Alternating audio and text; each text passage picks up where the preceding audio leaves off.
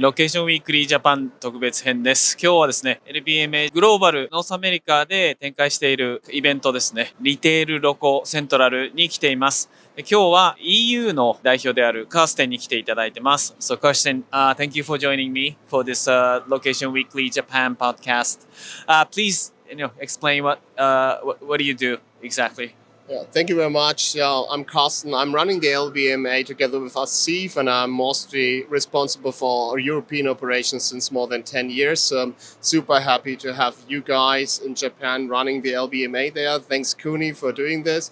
It's a great honor to have such great members like you company, and I'm looking forward to meet you in person.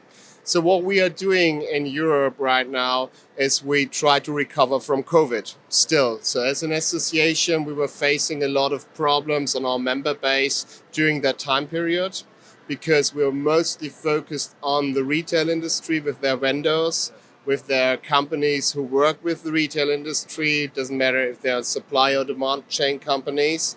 And there were members on a subscription-based model as you have it in Japan too. And so during COVID, lots of that retail come into trouble and they quit their membership. So what we do and develop through that time is a bunch of digital products to help vendors of the industry to get more eyeballs and to get more attention on their products. Mostly digital driven. So we started by running digital conferences. We upgraded our international news format. We also came out this year with a new format. It's a bi-weekly newsletter of the LBMA where we are covering the international podcast you may know from the international LBMA side. We'll have 2 feature stories and also add some data and numbers to regrow our audience. And secondly, we were developing a platform to showcase our products. It's called Best Retail Cases. Okay. Thank you. So you've been doing this for 10 years in EU, and how it has evolved since you started this LBMA EU? Yeah. So interesting wise, we started purely marketing orientated. So when we started 10 years ago, we were coming out of the mobile marketing and mobile business area. So location was a big part of mobile. So we had the first GPS SDKs available in applications during that time period. And so the interesting part of it was to see how we went out of marketing into, optimization of processes, become more and more necessary to understand where is an object, where are the people, where are the asset, at least kind of a product in a grocery store. We talk about micro-location to track and trace things. And this is, I think, I didn't expect that when we started the LBMA, that's coming so serious out of marketing.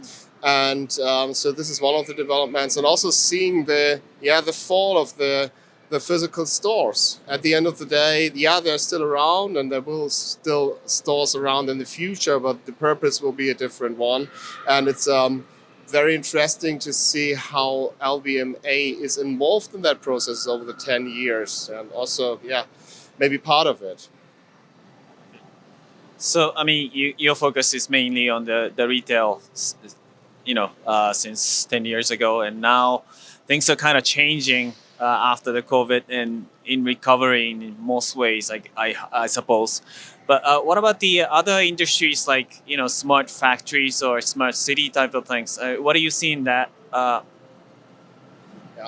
Interesting wise, it's connected to each other. As we're talking about smart cities and city development, it's more and more coming that the real estate company who's owning the property is interested in generate more value. More value means different business models. So they're not only owning in the future apartments or living or condos, they also own office spaces and retail facilities. And so what we learned through the pandemic is that people are not want to travel and commute 2 hours to get to work.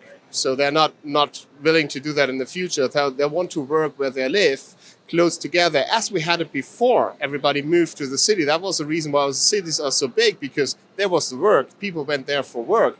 Now with digital, it's possible to work from literally everywhere in the world, but you need daycare for the kids. You need health stuff doctors, you need grocery stores, you need entertainment. And this is what smart cities are connecting to retail in a very crucial way, because those people who finance that, those real estate companies in the back, they have the money to create this new smart cities, and that will be digitalized. So this is connected to another. When we think about Europe, we always think about GDPR, right? And the general assumption from us is it's going to be very difficult. If we do something wrong, we all get sued. How are things with GDPR? And maybe there is some changes coming over the AI. Any inputs? Actually, so we're not as focused on the government side as you guys are in Japan. So I'm not want to have official statement on that. We see some countries in Europe acting very, very critical with ChatGPT and things like that. So that's interesting to see. They don't know, obviously, that there's a VPN available for everybody on the planet, so you can change your location in the smartphone wherever you want. Anyhow, but at the end of the day, it's coming more and more, and you see it at Apple and Google. So privacy is a big thing. So I watched the developer conference of Apple 2 weeks ago. So privacy literally takes 20% of that. So we take care of your data. So I think it's there now. It's nothing we have to discuss. It's a thing where we are aware of, and the business and the industry is aware of, and we don't have to explain anytime why are we doing the data protection thing. Very German answer.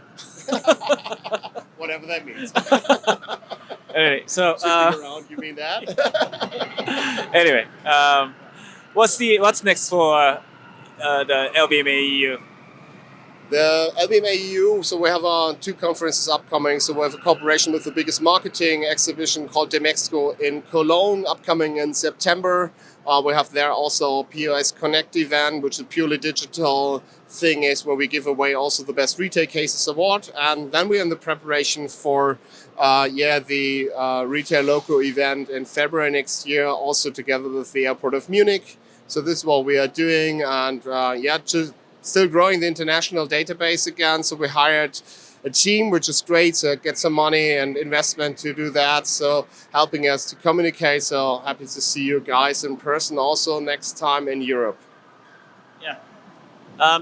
We'd like to get more things, involvement between, organizations in Japan and EU and US-based companies, not only for the business collaboration, but also, investment side of things. So let's get things rolling from here on out. So, all right. Thank you very much for having this time. Thank you. Interview. Thank you.